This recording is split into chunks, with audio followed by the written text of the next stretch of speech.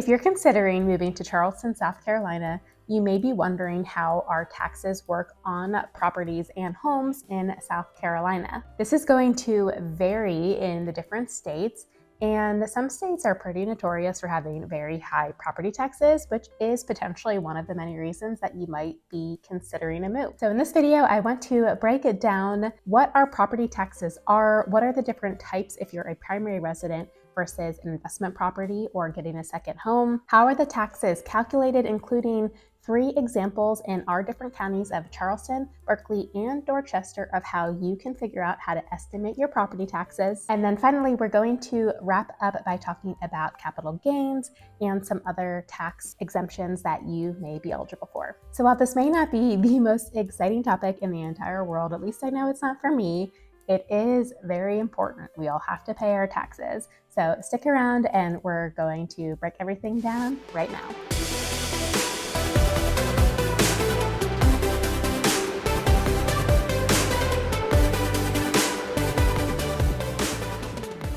Hi, I'm Sarah. I'm a realtor here in Charleston, South Carolina, and I love helping people buy and sell real estate every single day. So if I can help you as well, I would be honored to earn your business. My contact information is pinned below in the comments as well as in the description. Feel free to call, text, or email whether you're moving in 9 days or 90 days, and I would love to help you make your smooth move to Charleston. Major disclaimer here, I am not a CPA. All this information is to the best of my knowledge, and this could change at any time, so be sure to always consult the proper professional. Now, to clarify, in this video, I'm just going to be talking about personal property taxes when it comes to your home. We have other types of taxes here, sales tax, car tax. I break all of that down in the cost of living video, so definitely check that out next if you are curious about overall cost of living here. Okay, let's first start off by talking about how taxes differ depending on the occupancy of the home. When you buy property in South Carolina, you are responsible for paying taxes to the county in which the home is located. At the state level,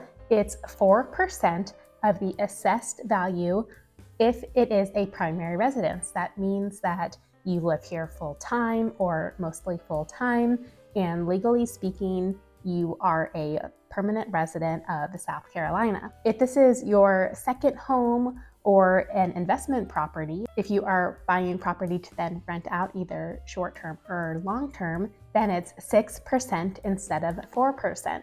Now, even though there's only a 2% difference between 4% and 6%, your taxes will actually be 3 to 4 times the amount if you're not a primary residence. Well, why is this? It can be that you pay more for certain things, or very commonly is that you don't get a credit for certain things like we do here when we're permanent residents. For example, in Summit counties, they have what's called the school operating cost exemption. This means that owner-occupied home or primary residences are actually exempt from paying the school operating tax. However, any property that is at the 6% assessment, so that includes the second homes, investment properties, and businesses, all pay into the school operating costs. Now, the default is the 6%. So if you are moving here, after you close on your home with the attorney is going to provide you all the paperwork that you need to send into the assessor's office, and that's just proving that you are a primary resident. So it's going to be things like a copy of your driver's license and utility bills and a list of things that prove that you really are living here. It's fairly straightforward, but please do it as soon as possible after closing so that you don't forget. And if you're too late, then your taxes are going to be filed at the 6% value, which again is going to be 3 to 4 times the amount that you owe. And you're going to have to pay that, and you just don't want to be in that situation. Now, the government eventually will most likely give you a refund once you do file for the 4% and jump through all the hoops to request the refund. We all know that getting a refund from the government is very hard to do. It takes a long time. So just avoid having to go through that headache and go ahead and file your paperwork to become a primary resident as soon as possible. Now, if you are married, both spouses have to file in order to be eligible for the 4%. So you can't be a primary resident of South Carolina and have your partner be a primary residence In New York, for example, you both have to file the paperwork to officially be owner-occupied in South Carolina. Also, if you move your residence into a trust, you're also going to have to refile for the 4% level. The next thing to know is that our taxes are paid in the rear, meaning that you pay your tax by December 31st of 2023, for example, for the entire year of 2023. If you are closing on a home during that year, the taxes are prorated at closing, meaning that there's going to be some debits and credits that the attorney is going to give to the buyer and seller appropriately. The seller is going to pay from January 1st up until the date of closing, and that'll be a credit to the buyer at closing to ensure that the seller is paying their portion of the correct property tax. And then at the end of the year, the buyer is responsible for paying that lump sum for the whole year, having received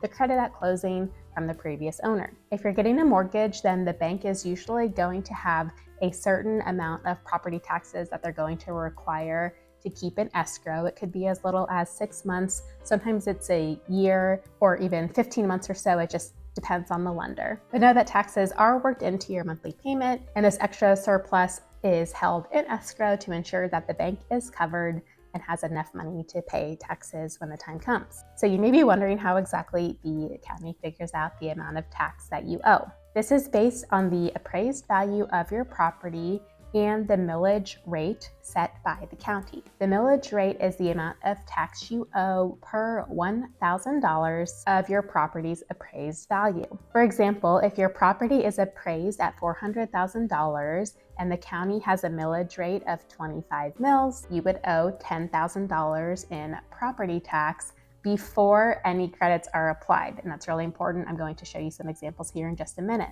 The tax rate is set by the county council and comes out in October of every year. So prior to October, we use the previous year's assessment ratio and millage rate in order to calculate the best estimate for taxes. We do have something in South Carolina called the homestead exemption. In order to qualify for this, you have to meet one of 3 criteria. You have to be over the age of 65, be totally and permanently disabled, or be legally blind. If you meet one of these qualifications, then the homestead exemption allows you to deduct the first $50,000 in fair market value on your legal residence. Again, I'm going to show you an example of this here in just a minute. In order to qualify, you have to have lived in South Carolina for an entire calendar year as of December 31st of the previous year. So let's say you buy a home in November 2023 and you are 66 years old, so you could qualify for this exemption.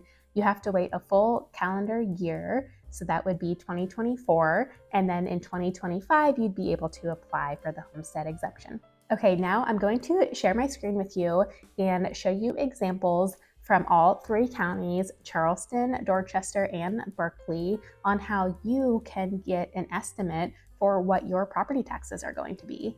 Now, if you're getting a loan, the lender is going to do this for you, but if you're just shopping right now and you kind of just want an idea of what to expect, I'll put all the links below to the county tax offices, and you can go ahead and play around with it yourself. I'm going to show you how to use it. So let's jump into the computer.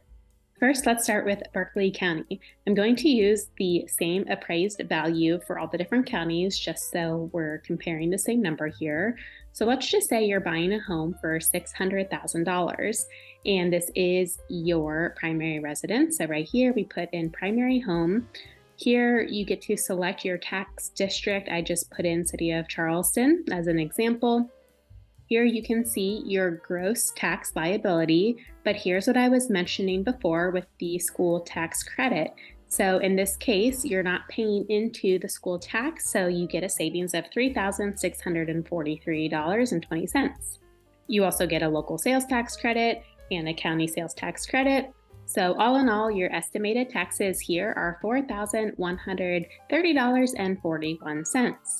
If you are comparing different districts, you can go here and let's say you're moving to North Charleston, but it's a primary home for the same exact price. You just hit calculate, and here it's $4,701. So this would give you a good idea of the different areas. Let's go ahead and move on to Dorchester County. So it looks a little bit different, but serves the same purpose.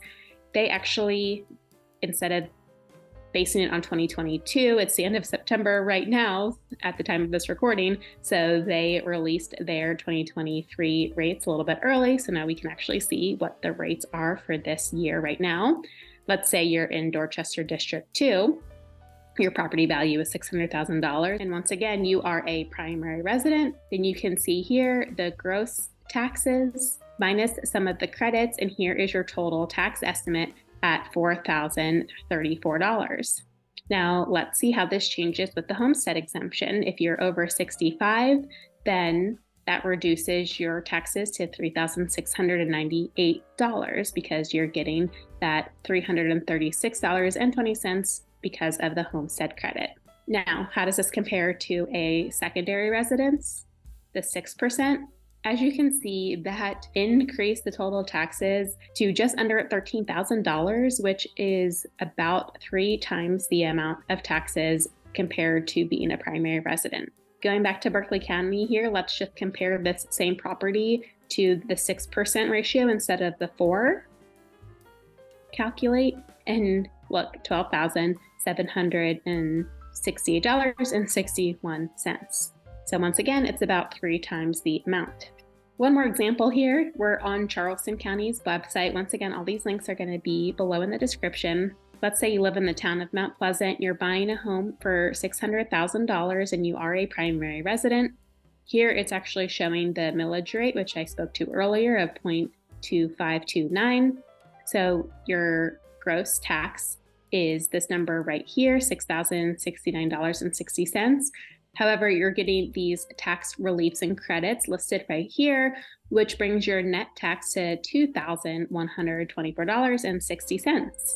Now let's change this to the 6% tax rate, and it jumps all the way up to $8,279.40. So that is about 4 times the amount of taxes that you're paying if you're not an owner-occupied property. Okay, I hope you found that really helpful. Now I want to talk about a couple other taxes really quick to wrap up. The first is the transfer tax. South Carolina has a combined 0.37% state and county transfer tax. So anytime a property is changing hands, this tax needs to be paid. It's pretty common here that the seller pays for this tax, but in a contract, everything is negotiable, so occasionally the buyer will pay for this. So just as an example here, for a $500,000 house, the transfer tax is going to be $1,850. Next is the capital gains tax. You've likely heard of this at the federal level, where if you are selling your home, you might be exempt from paying tax on the profits of the sale. The amount that is considered a profit or gain is the amount you paid for the house plus the amount of any improvements and renovations minus the amount you're selling the property for. If you meet these qualifications, you will not have to pay federal taxes on your gains. You had to live in the house as your main residence for at least 2 years. In the 2-year period after you bought your home, you did not exclude the profits from a different sale, and you're profiting less than $250,000 if you're single, or $500,000 if you're married filing jointly. If you don't meet any of these qualifications, then you'll have to pay capital gains tax on your sale. There are 2 types of capital gain tax, short-term and long-term. If you sell the property within a year of buying it, which most likely means that you're flipping the house, then you pay short-term capital gains. This tax rate is the same as your income tax rate at the time of the sale, so it's going to be a pretty hefty amount. If you sell the property more than 1 year after buying it, then long-term capital gains apply to you. This tax rate is significantly lower and depends on your state. In South Carolina, that rate is 7%. However, South Carolina also has a 40% exclusion from the capital gains that comes with the 1040 income tax return, which effectively reduces the state tax to 3.92%. If you're a South Carolina resident, then you'll pay this amount with your normal income tax return. If you're not a South Carolina resident, then the attorney is going to automatically withhold this 7% tax at closing. Now, one last quick tip if you are an investor here. I don't think this is as widely known, but we have something here called ATI, which means Assessable Transfer of Interest. This is an exemption for investors and saves you a lot of money. If you're buying a home from somebody that was already taxed at the 6% rate, and you're an investor who is also going to be taxed at the 6% rate, then this can apply to you. This actually reduces your assessed value by 25%. This is a huge number. You need to ensure that you apply for this by January 30th of the year after purchase. So just check the county's websites or call the assessor's office and see what you need to do in order to file these forms and get that exemption. Finally, there are certain tax breaks or write-offs that could apply to you as either a buyer or seller. For example, sometimes the interest that you're paying on your mortgage can be a write-off, or the discount points that you paid up front to get the lower interest rate. Sometimes the property taxes can be a write-off, or if you're selling the home, some improvements that you made prior to the sale could also give you a tax break. So again, I'm not going to get into these specifics because I'm not a CPA, but I want to advise you to talk to your CPA and see what they can do and what they advise you on how to make owning real estate an asset for you and how to reduce your tax liability. Wow, I know that was a lot and definitely not the most fun topic in the world, but it is important. So if you stuck around this long, kudos to you. I hope you learned something and found this valuable. Once again, if I can help you in your real estate journey here in the Charleston, South Carolina area, I would absolutely be honored. All of my contact information is pinned below. If you found this video helpful, I'd super appreciate it if you like the video, leave a comment, and subscribe to the channel so that you can be the first one to know about all things Charleston. Thank you so much for watching, and I will see you in the next video.